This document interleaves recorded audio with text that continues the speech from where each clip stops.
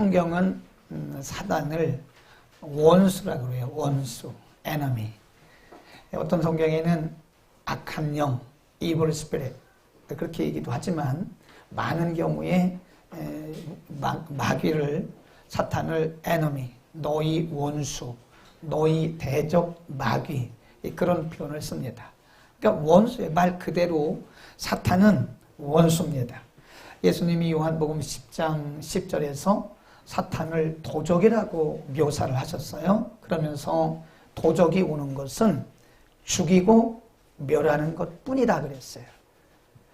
교회를 망가뜨리는 것이 사탄의 목적입니다.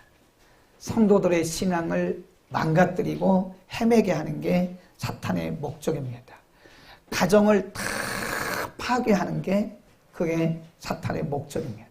사탄은 우리가 잘 되는 거를 보지를 못해요. 그래서 늘 우리에게 원수 노릇을 하고 우리가 안 되게 어쨌든 간에 그래서 베드로전서 5장 8절에 보면 근신하라 깨어라 같은 얘기거든요. 근신하고 깨어라 깨고 깨어라 너희 원수 너희 대적 마귀가 삼킬 자를 누구를 삼킬 것인가를 두루 다니면서 찾고 있다. 그 영어 성경에 보면 wondering이란 말은 배회하고 있다는 거예요. 사방에 누구를 삼킬 것이냐, 어떤 가정을 삼킬 것이냐, 어떤 교회를 흩을 것인가, 이거를 지금 어떤 대상들을 지금 계속해서 찾고 있는 것이다. 여기에 아무도 예외가 없습니다. 모든 사람이 다 사단의 공격이 대상이기 때문에 우리가 늘 깨어 있어야 됩니다. 그 사단의 역사는 일시적인 게 아니에요. 사단의 역사는 예수님이 오시는 그날까지. 요한계시록에 보면 사단의 역사는 가면 갈수록 더 강해집니다. 치밀해지고 전략이 치밀해지고 굉장히 강해져요. 왜냐하면 자기 때가 얼마 남지 않았다는 걸 알아요. 이 마귀가 자기가 활동할 수 있는 기간이 얼마 남지 않은 것을 알기 때문에 가면 갈수록 굉장히 치밀하게 강한 방법으로 성도들을 공격을 하고 있다. 우리가 늘 기억을 해야 되고요. 오늘 두 번째 시간인데 오늘은 이 아나니아 삽비라 사건을 통해서 사도행전 5장 1절에서 11절을 아나니아 삽비라 사건이라고 그럽니다. 초대교회에 일어났던 2장에 성령이 강림하셨잖아요.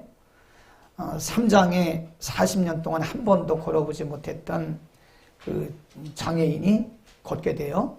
4장에 사도들이 성령의 충만함을 받고 감옥도 두려워하지 않고 복음을 전해요. 그러다가 5장에 갑자기 브레이크가 탁 걸립니다. 그래서 이 초대교회에 어쩌면 가장 성실하고 가장 헌신되었던 아나니아 삽비라 부부가 죽어요. 3시간 만에 하나님의 침을 받고 죽습니다. 성경이 왜 좋은 얘기를 기록하지 않고 사단의 공격을 받고 죽은 사람들의 이야기를 여기에 기록을 하고 있느냐? 사단의 전략을 우리에게 가르치기 위한 것입니다. 오늘 우리는 정말 이 말씀을 잘 들어야 됩니다. 우리 가운데 이미 사단에게 이렇게 흔들리는 자가 있고요. 사단의 공격을 받고 흔들리고 이미 넘어진 자도 있고요. 앞으로도 그렇게 될 사람들이 있기 때문에 오늘 아나니아 삽비라 사건을 통해서 주시는 이 사단의 전략을 우리가 잘 봐야 됩니다. 우리가 성경을 볼 때는요, 항상 육하 원칙을 가지고 보면 좋습니다. 그러면 성경이 잘 풀어져요. 육하 원칙이 뭐죠? 언제, 누가, 무엇을, 어떻게, 왜 했나. 그러면 여기 이 아나니아 삽비라 사건이 일어난 때가 언제냐 이거예요. 일어난 때, 언제 사단이 이 교회를 공격했고 아나니아 삽비라를 공격을 했는가. 그것이 언제냐? 그러면 한마디로 말하면 성령이 충만해질 때입니다. 성령이 최고도로 충만했을 때예요. 2장에 성령 강림했죠. 3장에 기적이 일어났죠. 4장에는 성도들이 다 나게 됩니다. 4장에 보면 2장에 보다도 4장에 보면 온 성도들이 한마음 한뜻이 됐어요. 날마다 모여서 기도하고 흩어지면 전도하고 교회가 완전히 성령의 불바다였어요. 그런데 바로 5장에서 사탄의 역사가 일어난 겁니다. 사탄의 역사가 언제 있느냐? 물론 우리가 기도 안 하고 잠잘 때도 사탄이 우리를 짓밟습니다. 그런데 언제 또 사탄이 역사하느냐? 성령이 충만할 때. 우리가 성령이 충만하고 기도로 충만하고 말씀이 충만하고 열심히 헌신하려고 할 때 바로 그때 사탄이 우리를 공격해 옵니다. 사탄의 목적이 뭐예요? 교회를 흔드는 거예요. 어쨌든 간에 교회를 흔드는 겁니다. 교회를 막 흔들어서 복음 사용 못하게 하고 교회를 막 흔들어서 교회가 말씀 사용 못하게 하고 선교 이런 거 못하게 하고 말이에요. 그러니까 교회가 성령이 충만할 때 반드시 사단은 공격해 온다는 사실을 알아야 됩니다. 그래서 상상 밖으로 성령이 충만했던 사람이 하루아침에 무너질 수도 있다는 사실을 우리 꼭 기억을 해야 되는 거예요. 교회가 서서히 무너지기 시작하는 거예요. 하나님의 거룩한 사역을 방해합니다. 사단의 목표는 하나님의 거룩한 사역을 방해해서 하나님 나라가 확장되는 것을 막는 거예요. 어쨌든 간에 하나님의 거룩한 사역을 못하게 하는 겁니다. 그래서 가로막아서 하나님 나라 확장된 것을 방해하고 복음이 전도되는 것을 방해하고 성도들이 열정적으로 하나님을 섬기는 것 이런 것들을 방해해서 하나님 나라가 확장되는 것을 가로막는 게 사탄의 목적이라는 것을 분명히 알아야 돼요. 그러니까 교회가 성령이 충만할 때는요 반드시 우리가 조심해야 됩니다. 되게 보면 우리가 성령이 충만하게 되면 방심하거든요. 아니 우리같이 성령이 충만한데 뭐 사탄이 오겠냐? 아닙니다. 은혜가 강한 곳에 사탄의 역사도 더 강하다는 사실을 반드시 알아야 돼요. 마귀의 목적은 어찌하든 간에 하나님의 일을 방해하는 거예요. 못하게 하는 거예요. 네. 성도들이 뜨거운 열정을 가지고 섬기고 교회가 한마음이 되는 것을 그렇게 싫어하더라. 꼭 방해한다는 것입니다. 그러므로 우리가 기도를 쉬면 안 됩니다. 기도를 쉬면 그것은 10중 8구는 사단의 공격의 대상입니다. 지난주 우리 공부했잖아요. 사단이 제일 무서워하는 사람이 누구냐? 기도하는 사람이에요. 마귀가 제일 무서워하고 제일 경계하는 사람이 누구냐? 기도하는 사람입니다. 그래서 교회는 이게 교회가 막 성령이 충만하고 그럴 때 기도의 불을 더 붙여야 돼요. 이렇게 늘 하는 얘기가 이게 주의 일은 기도 없이 하면 반드시 시험 듭니다. 시험 들어요. 아무리 우리의 그 비전이 좋고 우리의 목표가 좋아도요. 이게 영적인 사역이기 때문에 기도 없이 하는 일에는 반드시 사탄이 우리를 틈을 탄다. 그리고 우리는 반드시 기도로 준비해야 되는 겁니다. 기도로 준비하고 하지 않으면 반드시 사단의 공격이 있고요. 위험한 일을 하고 있는 것이다. 사단이 이 성도들 간에 갈등을 일으키는 거예요.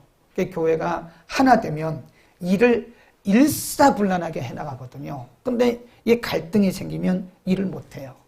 그러니까 사단이 옆에서 그거를 이렇게 보면서 그거를 목표로 하고 있는 거예요. 그래서 성도들 간에 갈등을 일으키고 오해를 일으키고 하나님의 일을 지연시키고 이러는 겁니다. 물론 마귀가 뭐 하나님의 일을 방해한다고 해서 하나님의 일이 실패하는 건 절대 아닙니다.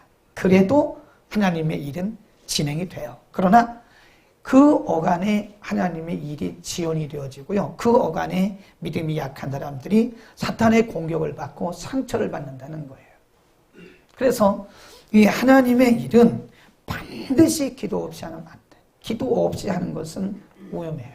옛날에 제가 어떤 분 모시고 인도를 갔는데 인도 현지인들에게 강의를 하면서 이런 얘기를 합니다. 지금도 기억이, 제가 통역을 했으니까 그분이 우리말로 강의를 하면 제가 이제 영어로 통역을 하고 현지인이 또 그 태미러, 저 남부 인도였거든요. 태미러로 4번 통역을 한 아주 재미있는 일이 있었는데 그분이 뭐라고 얘기를 했냐면 성령 받지 않고 믿음 생활하는 것은 매우 힘들고 성령 받지 않고 주의 일을 하는 것은 죽는 것보다 더 위험하다. 그런 얘기를 하더라고. 좀 어렵죠? 성령 충만하지 않고 성령 받지 않고 신앙생활을 하는 것은 너무 위험한 일이고 성령 충만하지 않고 우리가 주의 일을 한다고 하는 것은 죽는 것보다 더 위험한 거다. 그런 얘기를 했는데 지금 갑자기 생각이 났어요. 우리가 기도 없이 주의 일을 하는 것은 굉장히 위험한 일을 우리가 모험적으로 하고 있는 거예요. 아멘. 사단의 목적은 어찌하든 간에 주의 일을 방해하는 겁니다. 그래서 항상 이 기도의 철벽성을 쌓지 않으면 인간적으로 볼 때 잘 될 것 같은데 안 돼요. 왜냐하면 마귀는 안 되는 거를 목표로 하고 우리를 방해하고 공격하고 오기 때문에 반드시 어떤 일을 할 때는 우리가 뭘 쌓아야 돼요? 기도의 철벽성을 쌓아요. 뭐라고요? 성벽. 철성벽을 쌓고 기도하지 않으면 우리가 하는 일은 십중팔구 실패할 수밖에 없는 것이다 이겁니다. 성령이 충만한 초대교회를 왜 이렇게 울음바다가 되게 하고 비참한 터전이 되고 있나요? 성령이 충만하니까 사람들이 마음을 놓은 거예요. 성령이 충만하니까 대부분의 사람들이 마음을 놓고 있다가 갑자기 아나니아 삽비라 부부를 치고 들어온 거예요. 두 번째, 사단이 누구를 공격했나? 언제 공격했어요? 성령이 충만할 때 조심해야 됩니다. 두 번째, 누구를 공격했어요? 아나니아 삽비라입니다. 거기 사도행전 2장과 4장을 보면요.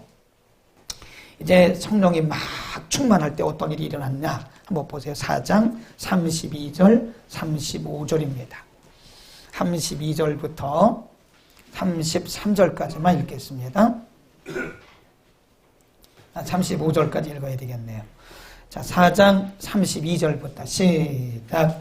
믿는 무리가 한 마음과 한 뜻이 되어 모든 물건을 서로 통용하고 제 물을 조금이라도 제 것이다 하는 이가 하나도 없더라. 사도들이 큰 권능으로 주 예수의 부활을 증거하니 무리가 큰 은혜를 얻어 그 중에 핍절한 사람이 없으니 이는 집 있는 자들이 팔아 그 판값에 사도들 앞에 발해둠에 저희가 각 사람의 필요를 따라 나눠주고. 근데 그때 성령이 충만했던 초대교회 예루살렘 교회는요 어떤 현상들이 일어났냐면 은사가 나타나는 현상이 있었고 능력이 나타나는 현상이 있었고요. 또 한 가지는 믿음의 액션이 일어났어요. 믿음의 행위가 일어나기 시작했어요. 여러분 우리가 행함이 없는 믿음은 그건 산 믿음이 아니잖아요. 이 성령이 충만함을 받으니까 가슴이 뜨거워지는 거예요. 그러니까 하나님 앞에 헌신하는 사람들이 늘어나는 겁니다. 하나님 앞에 헌신하기 시작하는 거예요. 거기 보니까 집도 팔았다고 그랬어요. 자기의 밭도 팔았다고 그랬어요. 초대교회 성도들이 자기 집 다 팔았습니다. 밭을 팔았습니다. 그것이 무슨 유행처럼 이 초대교회에 부흥이 일어났다. 바람이 일어난 거예요. 그때 아나니아 삽비라 부부가 그걸 팔았어요. 여러분 생각해 보세요. 오늘날도 마찬가지입니다. 오늘날도 하나님 앞에 집 하나 바치는 사람이 거의 없지만 만일 오늘날 하나님 앞에 집 하나 바치는 사람이 있다면 이 사람은 보통이 아닙니다. 특급입니다. 특급. 우리가 신자로 A, B, C, D 나눈다면 A 플러스 신자예요. 요즘은 거의 없습니다.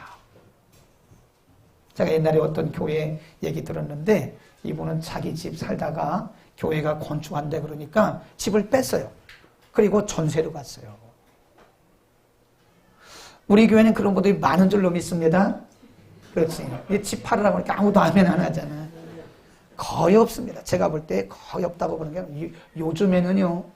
만일 교회에 성전 건축하는데 자기 집을 팔아서 나머지 헌금하고 전세로 가는 사람은 임성수 집사님이나 있을까 뭐 누가 있겠어요? 있기는 있겠죠. 자기 집을 팔고 땅을 팔아서 하나님 앞에 갖다 바친다는 것은 이건 보통 믿음이 아닙니다. 이거는요. 오늘날 헌신된 사람이 점점 줄어갑니다. 많이 줄어가요. 정말 이렇게 헌신한 사람이 많이 없는 이런 시대인데 그때도 그렇지 않았을까? 그때는 요즘보다는 낫겠죠. 그래도 2000년 전이니까 성령이 충만했으니까. 그러니까 우리가 추측컨대는 이 아나니아 삽비라 부부가 예루살렘 교회에서 아마 거의 A+ 신자였을 거라고 말이에요. 사단이 공격하는 대상이 누군지 아세요? 전혀 기도 안 하는 사람도 공격의 대상, 이미 그는 밟아버린 거죠. 기도 안 하는 사람은 이미 사단의 놀이터에 잡혀 있는 상태고, 그리고 사단이 또 누구를 공격하냐면 가장 열심히 있는 사람, 가장 뜨거운 사람, 가장 헌신된 사람이 공격의 대상이에요. 왜냐하면 가장 헌신된 사람을 무너뜨리면 교회는 금방 무너져요. 금방 슉 무너집니다. 교회에서 가장 헌신되고 가장 열성 있고 가장 기도 많이 하는 사람을 한두 명만 쳐가지고 확 흔들어 놔보세요. 그럼 교회는요 순식간에 바람이 불어요. 그래서 마귀가 누구를 대상으로 하느냐, 기도 안 하는 사람도 대상은 되지만 가장 열심히 있는 헌신된 사람을 항상 목표로 하고 그 사람을 쓰러뜨립니다. 여러분, 나라가 일반 공무원들이 조금 잘못하는 거는 그래도 큰 영향은 없습니다. 잘못하면 안 됩니다. 그래도. 그런데 대통령이 흔들리면 나라는 다 흔들리는 거예요. 군에서 사병이 흔들리는 거는 그렇게 영향력이 없습니다. 근데 거기 지휘관이 흔들리면요, 그 부대는 다 흔들리는 거예요. 그래서 교회에서 모든 사람들이 다 사단의 공격의 대상이기는 하지만 사단이 1번으로 탁해 삼는 사람이 누구냐? 교회에서 가장 열심히 있는 사람이에요. 우리 교회 누굴까요? 이름 대지 마세요. 여러분 다 열심히잖아요. 교회에서 열심히 있는 사람을 공격을 해서 그 열심을 다 흐트러 버리는 거예요. 아나니아 삽비라는 죽었어요. 3시간 만에 죽었어요. 네, 남편과 아내가 3시간 만에 성령의 침을 받고 죽어요. 그게 저주받은 거예요. 얼마나 불행한 일입니까? 네, 그러니까 우리는요, 여러분이 예를 들어서 교회에서 열심히 있는다, 열심히 있는 성도라 생각한다면 더욱더 깨어서 기도해야 되고요. 그 다음에 우리 공동체가 그런 분들을 보호해 줘야 됩니다. 기도로 보호해 줘야 돼요. 예를 들어서 어떤 K 권사님이 굉장히 열심히 해요. 네, 새벽기도 한 번도 안 빠져요. 주일날 한 번도 안 빠져요. 수요예배 안 빠져요. 목요 집회 안 빠져요. 금요기도에 안 빠져요. 자신이 없으니까 아멘을 안 하잖아요. 그런 분이 계시다면 우리는 그런 분들을 보호해야 돼요. 기도로 보호해야 됩니다. 그분이 흔들리면 안 돼요. 우리는 그런 분들을 교회의 기둥이라고 말합니다. 그러니까 마귀는 항상 기둥을 흔드는 거예요. 기둥을 흔들어 놓으면 다 넘어질 가능성이 큽니다. 기둥 하나 흔들면요, 옆에 있는 가지들은 흔들리는 거, 그거 시간 문제입니다. 그러니까 마귀가 그걸 알아요. 그래서 열심히 있는 성도들 우리가 보호해야 된다 하는 것입니다. 아멘. 열심히 오늘날 이렇게 보면요, 열심히 주님을 섬기다가 열심히 복음을 살다가 어느 날 보니까 브레이크가 딱 걸린 사람이 있어요. 이거 공격받고 있는 거예요, 지금. 이유 여하를 막론하고 공격당하고 있는 겁니다, 지금. 빨리 회복하지 않으면 마귀가 계속 끌고 가는 거예요. 네. 우리가 이렇게 보면 우리 주변에도 우리 성도들 가운데 보면 열심히 기도하다가 기도주를 놔버린 분이 있어요. 열심히 주를 섬기다가 그 섬김을 놔버린 분이 있어요. 예배 생활 정말 열심히 하다가 예배가 멈춘 분이 있어요. 그거를 우리는 자연적인 현상이다 라고 생각하면 안 돼요. 그건 분명히 사단이 지금 공격을 해서 사단의 공격을 지금 내가 당하고 있다고 하는 것을 우리가 분명히 알아야 됩니다. 아멘. 그래서 우리가 열심히 있는 성도들을 우리가 특별히 기도 많이 해줘. 우리 중보기도 많이 하잖아요. 중보기도 할 때 앞에서 일하는 분들을 위해서 기도 많이 해야 돼요. 그분들이 사단의 공격을 받고 쓰러지면 안 돼요. 구역장들을 위해서 기도 많이 해야 됩니다. 각 여전도 회장님들 1여전도회부터 4여전도회 그리고 남전도회 또 우리 장로님들, 권사님들 또 교우장들 이런 사역자들 이런 분들을 위해서 우리가 정말 많이 기도해야 돼요. 그리고 가장 여러분이 많이 기도해야 할 분이 누굴까요? 몰라요? 목사님이죠. 목사님이 흔들리면 교회는 다 흔들립니다. 누가 무슨 얘기를 해도 목사가 흔들리면 이 교회는 흔들리게 돼 있어요. 흩어져요, 흩어져. 그러니까 교회 하나 흩어지는 거 뭐 별거 아닙니다. 목사님 흔들어서 목사님 그냥 무너뜨리면 교회는 그냥 순간적으로 흩어져 버리는 거예요. 그러니까 우리는 앞에 서 있는 아나니아와 삽비라 같이 아주 열성 있고 열심히 있는 자들을 위해서 우리가 정말 많이 기도해야 되고 그들을 보호해야 됩니다. 혹시 그들이 공격당하는 것처럼 보이면 우리는 그들을 위해서 방어하는 기도를 해야 돼요. 우리가 기도에는 여러 가지 종류의 기도가 있잖아요. 네, 공격성 기도가 있고 또 방어적인 기도가 있습니다. 아예 처음부터 그분들을 공격하지 못하도록 우리가 공격 또는 방어 이런 기도를 반드시 해야 돼요. 아멘. 여러분이 교회에서 앞장서서 일할 때는요, 꼭 반드시 기도해야 됩니다. 기도 안 하면 나 때문에 공격하는 게 여러분 자신 때문에 공격하는 것이 아니라 여러분이 맡고 있는 그 사역 때문에 마귀가 공격을 하는 거예요. 이번에 우리가 11분의 임직자들이 중직자 다시 세워지잖아요. 제가 그래서 늘 얘기하는 얘기가 기도하라고. 이 기도 안 하면 공격당한다. 여러분 교회 안에 이 중직자가 세워지는 게 이게요. 나라로 말하면 장로님은 국무위원이에요. 국무위원 아무나 세우겠어요? 안수 집사님, 권사님들 이분들은 굉장히 중요한 교회에서 굉장히 중요한 성역입니다. 성역. 우리는 그것을 그래서 성역이라고 해요. 사역을 성역 그럽니다. 이 성역을 하는데 이게 마귀가 그냥 두겠냐고요. 어떤 방법을 통해서든지 성역자들을 공격해 온다니까요. 그래서 제가 늘 얘기하잖아요. 기도하라고. 이 기도하지 않고 하면 시험 든다고. 우리가 또 그분들을 위해서 기도해 줄 수 있기를 바랍니다. 그냥 인간적으로 뭐 창립하고 또 임명하고 임직했다 끝나는 게 아니에요. 그분들이 그 일을 잘 할 수 있도록 우리가 기도해주고 보호를 해줘요. 그분들이 공격을 받을 수 있어요.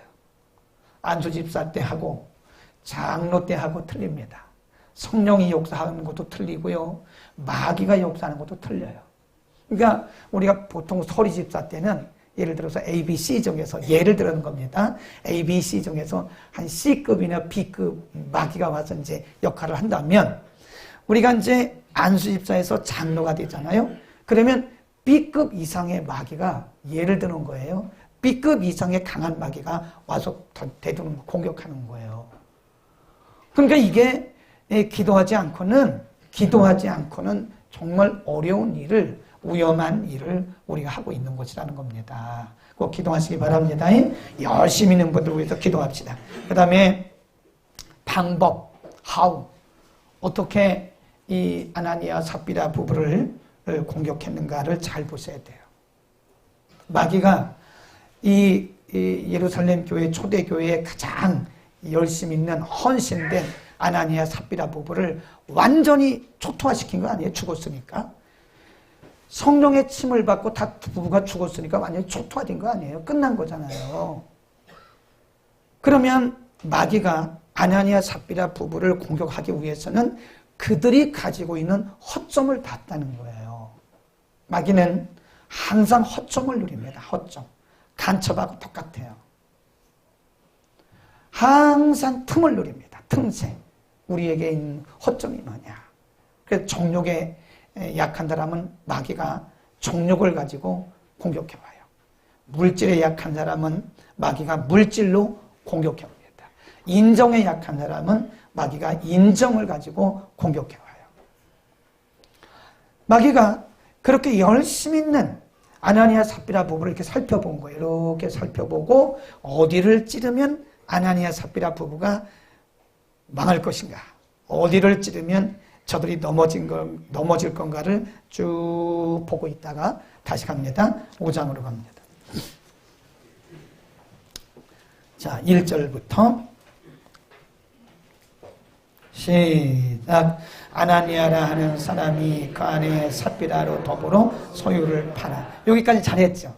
여기까지는 성령의 감동을 받은 거예요. 성령의 감동을 받아서 잘했어요. 그런데 2절에 보죠. 시작. 그 값에서 얼마를 감춤해 그 아내도 알더라. 얼마를 가져다가 사도들의 발 앞에 두니 베드로가 가로되 아나니아야 어찌하여 사단이 내 마음에 가득하여 내가 성령을 속이고 땅값 얼마를 감췄느냐. 그러니까 지금 아나니아 삽비라 부부를 처음에 남편을 먼저 공격하더라고요. 남편이 주권을 가지고 있으니까. 근데 어떤 마음을 줬냐면 거짓 영을 주시면 거짓 영을 넣었어요. 숨긴 거예요. 분명히 성령이 그들에게 마음의 감동을 주실 때는 그 땅을 팔아서 하나님 앞에 다 바치는 거거든요. 근데 그 땅을 판 돈을, 그 돈을 보는 순간에 남편의 마음속에 거짓 영이 들어갔어요. 또 한 가지는 탐욕의 영입니다. 이걸 숨겼다고 하는 것은 하나님의 것을 지금 도적질한 거거든요. 성령은 그들에게 전부를 다 하나님 앞에 드리라고 마음의 감동을 주셨는데 그걸 보는 순간에 탐심이 생긴 거예요. 그리고 나서 거짓말을 하는 거예요. 이게 다냐? 베드로가 뭐래요? 이게 다냐? 아니 답니다. 이게 베드로가 뭐라 그래요? 야, 너희가 어찌해서 성령을 속였냐? 그러니까 탐심의 영으로 그를 공격하더니 거짓 영이 그에게 들어간 거예요. 마귀는 사탄은 우리의 최악점을 압니다. 사람마다 저도 그렇고 여러분도 그렇고요. 다 어디가 그 약한 부분이 있어요. 최악, 그걸 우리가 뭐라 그래요? 취약지구라고 해요. 취약점. 사람마다 다 취약점이 있어요. 그 부분을 마귀는 공격하는 거예요. 그래서 사단이 누구나 다 해당될 수 있는 전략 중에 하나가 탐심입니다. 탐심. 사람이 탐심을 품게 되면 거짓말도 하게 되고요. 탐심을 품게 되면 하나님도 속이게 되고요. 그렇습니다. 얼마 전에 어떤 분이 헌금을 이렇게 했는데 나는 그 액수가 중요한 게 아니고요. 그분이 쓴 말에 저는 목사로서 감동을 받았어요. 하나님, 그동안 밀린 헌금 바칩니다. 그랬어요. 그가 밀렸는지 아무도 모릅니다. 얼마 밀렸는지, 얼마를 안 드렸는지 누가 뭐라 한 사람 없고 아무도 모릅니다. 하나님과 자기밖에 모르는 거예요. 제가 보니까 몇 개월치를 드린 것 같더라고요. 액수를 보니까 액수를 말할 수는 없지만 몇 개월치 같아요. 우리 가운데는 밀리고도 안 밀린 척 하는 경우가 수없이 많습니다. 저는 목사로서라고 그랬어요. 그분이 쓴 그 말에 저도 양심의 가책을 받았어요. 이야, 평신도 너 이런 마음을 갖고 있구나. 그 헌금이 밀린 줄 안 밀린 줄 누가 알겠습니까? 그 밀렸다고 누가 뭐라고 하겠습니까? 재정부가 알아요? 누가 알아요? 목사가 알아요? 누가? 아무도 몰라요. 하나님 앞에서 그게 고람되는 거예요. 그게 정직인 겁니다. 하나님 앞에서 하나님 죄송합니다. 그동안 밀렸던 거 다 드립니다. 그래요. 근데 그 문구가 제 아주 마음을 확 흔들어 놨어요. 와, 이게 평신도가 목사보다 훨씬 낫구나. 목사인 저도 때로는 그거 밀려놓고도 안 밀린 것처럼 할 때가 많거든요. 많지는 않은 게 있거든요. 많다고 그러니까 갑자기 저를 이상하게 쳐다보네. 자기들은 안 그런 것처럼 말이에요. 있거든요. 사실은 목사라고 뭐 신입니까? 하나님입니까? 우리가 얼마나 거짓되게 사냐고요. 응? 안 그런 척. 밀렸으면서도 안 밀린 척. 안 했으면서도 한 척. 괜찮은 척. 우리 얼마나 스스로 자기를 합리화하냐고요. 자기 합리화. 괜찮아.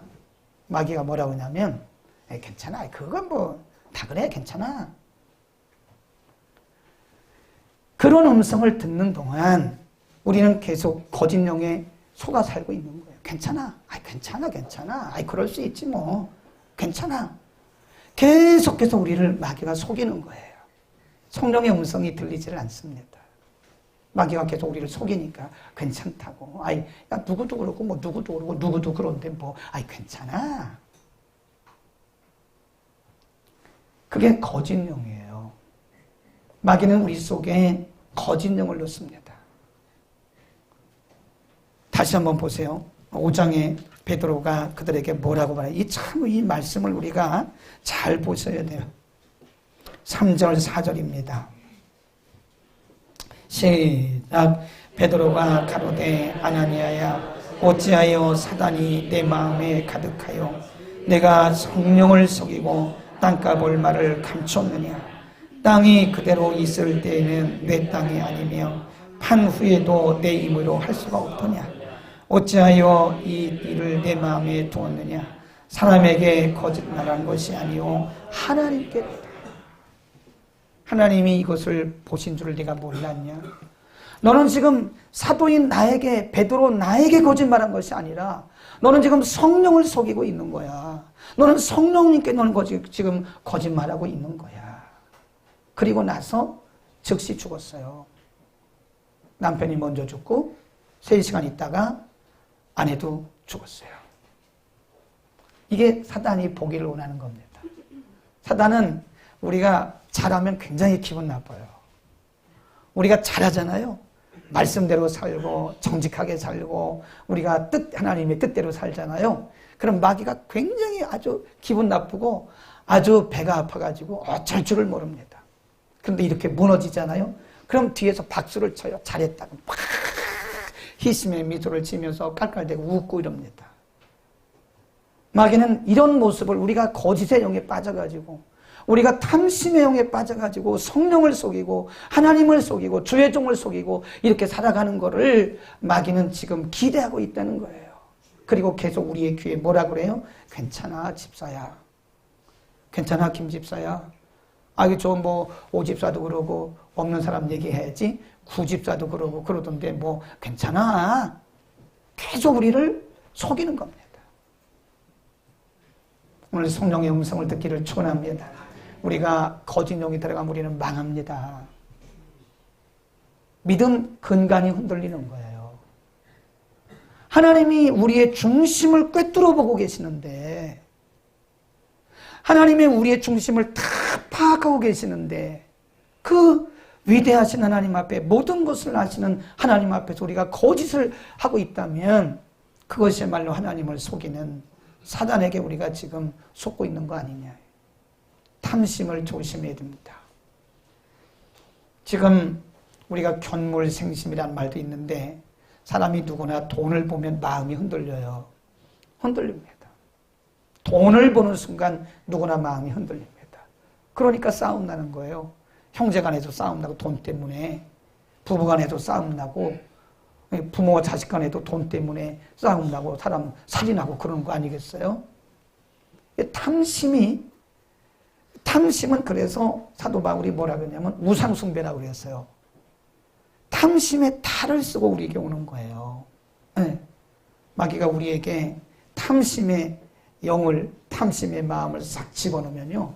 꼭 창세기 3장에서 그 하와가 뱀의 말을 듣고 원래는 하지 말았어야 되는데 뱀이 뭐라고 했냐면 마귀가 괜찮다고. 괜찮아.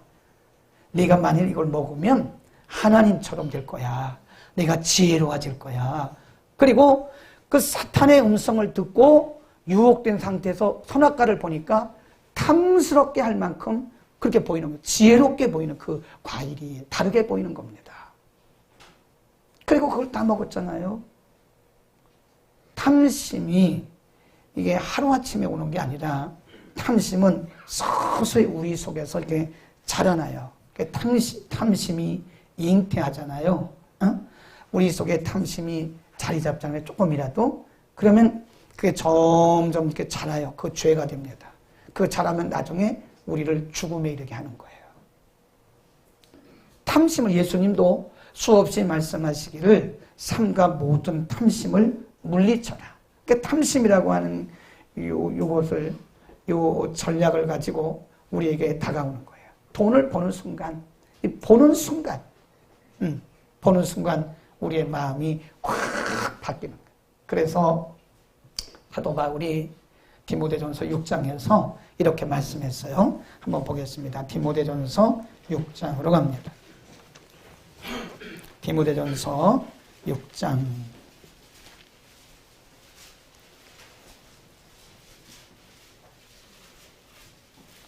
4절부터 쭉 읽겠습니다. 시작.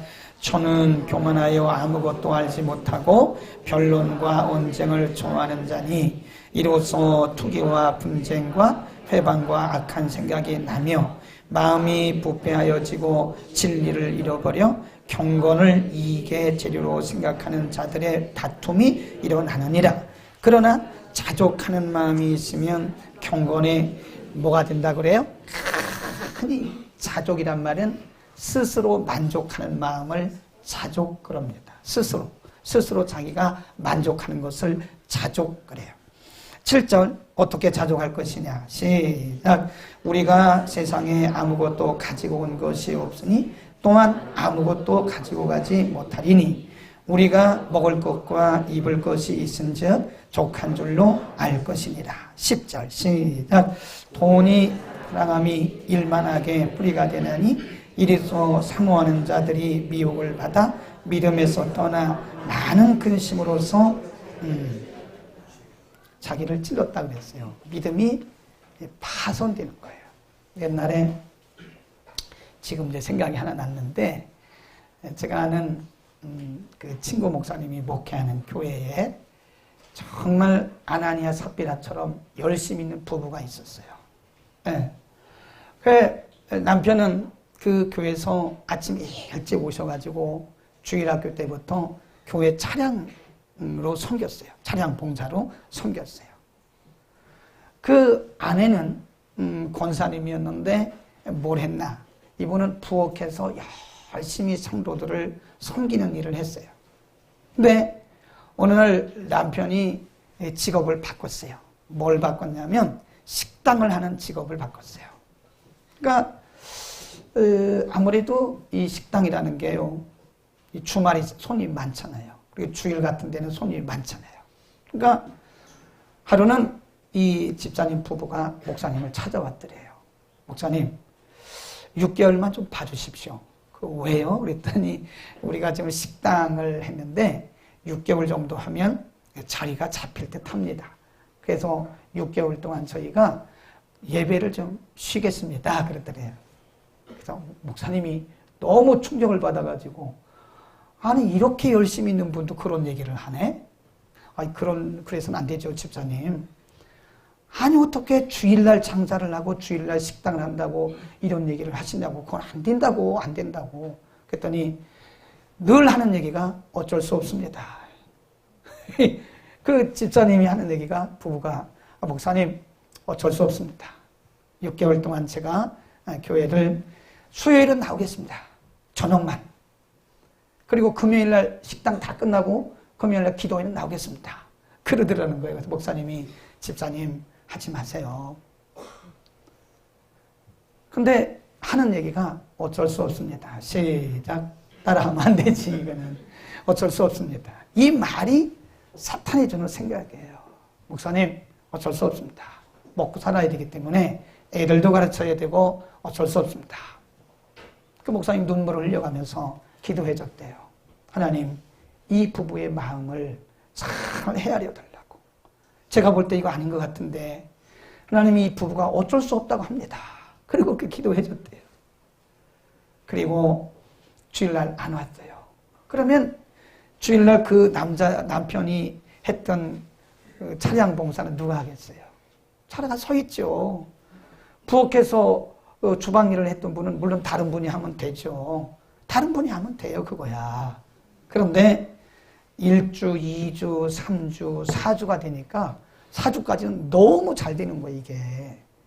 첫 주 하니까 막 매상이 오르는데요. 토요일보다 2배 주일날 올라오는 거예요. 막 신이 난 거죠. 뭐 어쩔 수 없다 그러면서 막 속으로 어쩔 수 없다 잘 된다 막 이러고.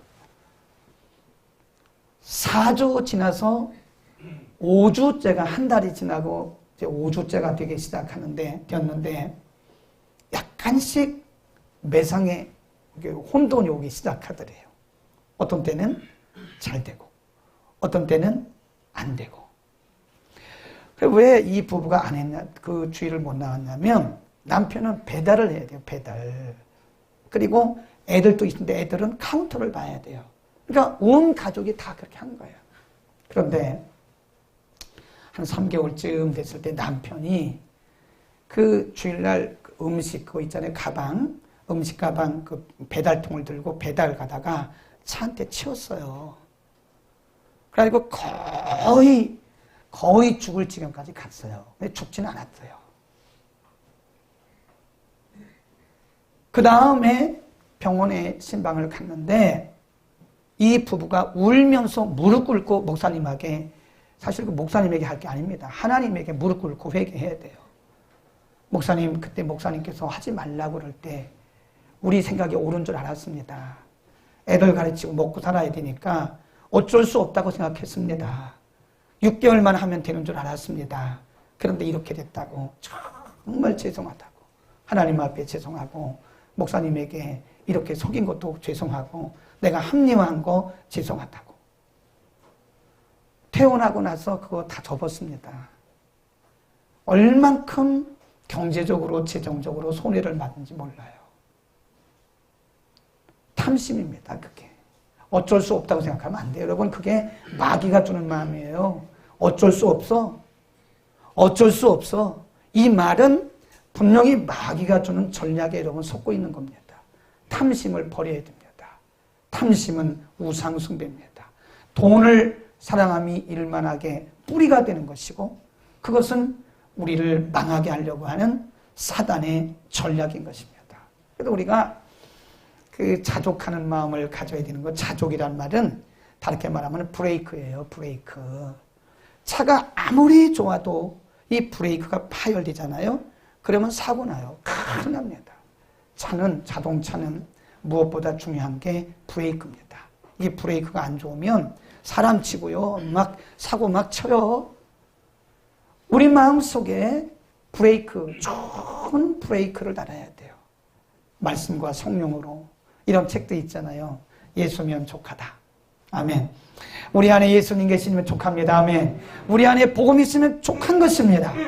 예수 안에 다 있는 것입니다. 근데 우리는 예수님 밖에서 다른 것을 자꾸 찾으려고 하니까 우리가 자꾸 탐심을 품다가 또 넘어지고 또 넘어지고 또 넘어지고 자꾸 넘어지는 거예요. 이거 얘기 하나 하고 재미있는 얘기 하나 하고 끝날게요. 제가 가는 식당이 있는데 자주는 안 가요. 그런데 가끔 식당에 가는데 그 식당에 사람이 너무 많은 거예요. 비싸지도 않아요. 6,000원 비싸봤자 뭐 7,000원, 8,000원 이런 거 10,000원 넘는 게 한 두세 가지밖에 없어요. 다 6,000원, 7,000원. 보통 평균이 7,000원, 8,000원짜리 음식이거든요. 사람이 갈 때마다 사람들이 줄을 서 있는 거예요. 하여튼 뭐 김치찌개도 맛있고 제가 좋아하는 그 순댓국 이런 것도 맛있고 다른 데 순댓국하고는 비교할 수가 없어요. 너무 맛있는 거예요. 근데 어느 날 가보니까 그 리모델링을 했더라고. 그 옛날에 있던 거 다 헐어내고요. 깨끗한 탁자 갖다 놓고 아주 그 안에도 보니까 너무 아주 최신 시설로 아주 했어요. TV도 몇 대 갖다 놓고 막. CCTV도 다 있고. 수저도 보니까 옛날 그런 게 아니에요. 그 순댓국에 넣는 그 깨가루 넣는 그런 그릇도 보면 아주 새 거로 완전히 반짝반짝한 걸 갖다 놨어. 근데 손님이 없어요. 그거 희한합니다. 그 잘 됐는데, 굉장히 잘 됐는데, 오히려 거기를 더 크게 리모델링하고 더 크게 시설을 했는데, 손님이 없어요. 반도 없어요. 근데 다른 데도 보니까요, 그런 경우가 많습니다. 잘 된다고 해서 다시 리모델링 하고 이렇게 하면 꼭 손님이 떨어져요. 보셨죠, 그거? 손님이 떨어져요. 그거 왜 그럴까? 근데 거기서 배우는 교훈이 그때가 좋은 거다. 너무 이게 탐심을 부리고 손님이 줄 서고 많으니까 더 많은 손님을 오게 하려고 확장하고 하다 보니까 나중에 보니까 본질에서 벗어나는 거예요. 음식점의 본질은 맛입니다. 맛에는 신경을 안 쓰고 자꾸 외모, 본질인 맛에는 신경을 안 쓰고 자꾸 이 식당의 이런 고치장 이런 데만 신경을 못 쓰다 보니까 이게 음식의 맛이 떨어진 거예요. 우리가 복음의 본질로 들어가면, 예수 그리스도의 본질로 들어가면 예수 그리스도 안에 모든 것이 다인 걸 믿기를 축원합니다. 근데 우리가 본질인 예수님을 벗어나고 본질인 복음을 벗어나면 뭐가 잘 될 것 같은데 안 됩니다. 그건 탐심입니다. 탐심. 그것 때문에 우리가 망하는 거예요. 예수님으로 만족하기를 축원합니다. 우리 안에 브레이크를 다세요. 이것으로 만족하시고 감사하고 이것도 과분하다 생각하시고 항상 감사할 수 있기를 축원합니다.